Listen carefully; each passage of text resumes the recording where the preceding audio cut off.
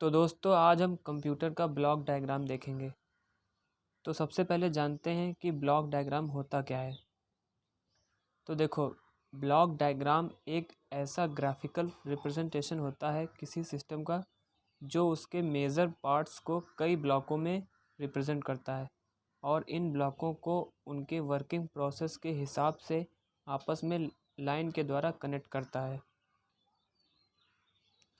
ये जो आप स्क्रीन पर देख रहे हैं, इस टाइप के ब्लॉक्स होते हैं और ऐसी लाइंस होती हैं। तो अब बात करते हैं कंप्यूटर के ब्लॉक डायग्राम की। तो इसमें जो पहली डेफिनेशन लिखी है, a block diagram of a computer displays a structural representation of a computer system. इसका मतलब है कंप्यूटर का ब्लॉक डायग्राम कंप्यूटर सिस्टम का स्ट्रक्चरल रिप्रेजेंटेशन करता है। अब दूसरी डेफिनेशन की बात करते हैं। The block diagram give you a quick review of the working process of a computer from inputting the data to retrieving the desired result। इसका मतलब है ब्लॉक डायग्राम आपको एक क्विक रिव्यू देता है कंप्यूटर के वर्किंग प्रोसेस का। मतलब कैसे डेटा इनपुट होता है, कैसे प्रोसेस होता है और कैसे आउटपुट आता है। दूसरी भाषा में कहें तो ये आपको बस एक रफ आइडिया देता है कि कंप्यूटर कैसे काम करता है। कोई कंप्यूटर मेन 4 पार्ट से मिलकर बना होता है। पहला सीपीयू जो कंप्यूटर का ब्रेन होता है जिसमें सारी प्रोसेसिंग होती है। दूसरा मेमोरी जहाँ पर डेटा स्टोर होता है। और तीसरा इनपुट डिवाइसेस जहाँ से डेटा कंप्यूटर में इंटर करता है, जैसे माउस, कीबोर्ड। और लास्ट है चौथा आउटपुट डिवाइसेस जो रिज़ल्ट शो करता है, जैसे मॉनिटर। तो मैं आपको कई कंप्यूटर के ब्लॉक डायग्राम दिखाता हूँ। इसमें से जो आपको अच्छे से समझ में आ जाए, जिससे आप आसानी से ड्रॉ कर दें, वो आप एग्ज़ाम में बना सकते हैं। तो जो ये आप पहला डायग्राम देख रहे हैं, इसको मैं समझा दूँ। इसमें 4 ब्लॉक्स हैं और 2 ब्लॉक्स में 2 सब ब्लॉक्स हैं। तो शुरुआत होती है इनपुट यूनिट ब्लॉक से। इनपुट यूनिट मतलब इनपुट डिवाइसेस जहाँ से यूज़र डेटा एंटर करता है, जैसे माउस हो गया, कीबोर्ड हो गया, इनके द्वारा डेटा इंटर हो रहा है कंप्यूटर में। अब ये डेटा मेमोरी में स्टोर होगा, जिसे स्टोरेज यूनिट नेम का ब्लॉक दिया है। इसमें मेमोरी 2 प्रकार की होती हैं। पहली प्राइमरी।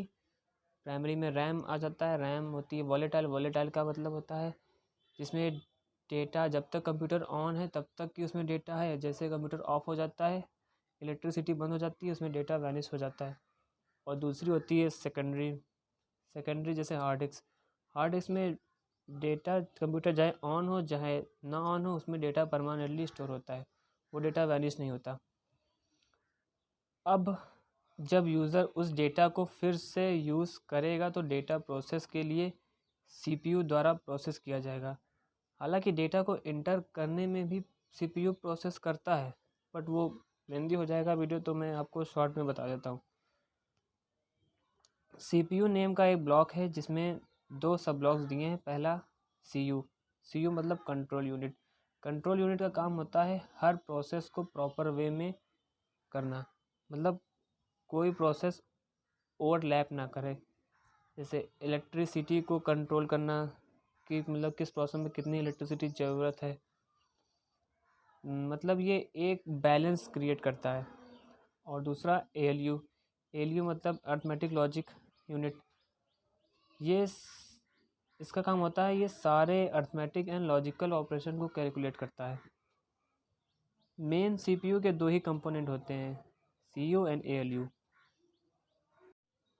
इसमें जो आप लाइन का फ़्लो देख रहे हैं, उसी फ़्लो में सारा काम होता है। सीपीयू डायरेक्ट प्राइमरी मेमोरी से डेटा लेता है। तो इसमें आप देख रहे होंगे एक एरो नीचे की ओर आ रहा है, एक एरो ऊपर की ओर जा रहा है। और सेकेंडरी स्टोरेज में भी आप देख रहे होंगे नीचे की ओर जा रहा है, ऊपर की ओर जा रहा है। तो जब सीपीयू को डेटा प्रोसेस करना होता है तो वो सबसे पहले रैम में देखता है। तो रैम में अगर डेटा उसको नहीं मिलता है तो वो डायरेक्ट सेकेंडरी स्टोरेज में नहीं चेक करेगा डेटा को। रैम सेकेंडरी स्टोरेज को कम्युनिकेट करेगी कि डेटा वहाँ है कि नहीं। फिर वहाँ से डेटा उठ के रैम में लोड होता है, फिर वहाँ से CPU रैम से डेटा लेकर प्रोसेस करता है। तो CPU तो इसीलिए यहाँ पे 2 एरो दिए हैं, ये दोनों एक्सचेंज हुआ करते हैं डेटा दोनों में। तो अब जब पूरा प्रोसेस हो जाता है तो यूज़र को रिज़ल्ट शो करने के लिए आउटपुट डिवाइस की ज़रूरत होती है, जैसे मॉनिटर मतलब कंप्यूटर के द्वारा किया गया सारा इंटरनल काम आपको एक स्क्रीन पर शो होता है। जैसे आपको एक वीडियो देखना है तो आप माउस से उस वीडियो को डबल क्लिक करेंगे तो कंप्यूटर को आपने इनपुट दिया कि ये वीडियो ओपन करो, तो CPU उस काम को प्रोसेस करता है और वीडियो ओपन हो जाता है। तो अब बात करते हैं दूसरे डायग्राम की। इसमें भी वही सब है। इसमें आप CPU को ब्लॉक देख रहे हैं तो वो मेन मेमोरी मतलब रैम को भी अंडर में लिए, क्योंकि CPU सिर्फ रैम से डेटा लेता है और किसी मेमोरी से नहीं। तो रैम अगर डेटा नहीं है तो ऑक्सिलरी स्टोरेज मतलब सेकेंडरी स्टोरेज से डेटा पहले रैम में लोड होगा, फिर CPU रैम से डेटा लेगा, डायरेक्ट CPU सेकेंडरी मेमोरी से डेटा नहीं लेता। तो ये मेन मेमोरी वाला भी ब्लॉक CPU के अंडर में आ गया। और मैं आपको एक बिल्कुल सिंपल डायग्राम दिखाता हूँ। ये डायग्राम समझने के लिए और याद रखने के लिए बहुत आसान है।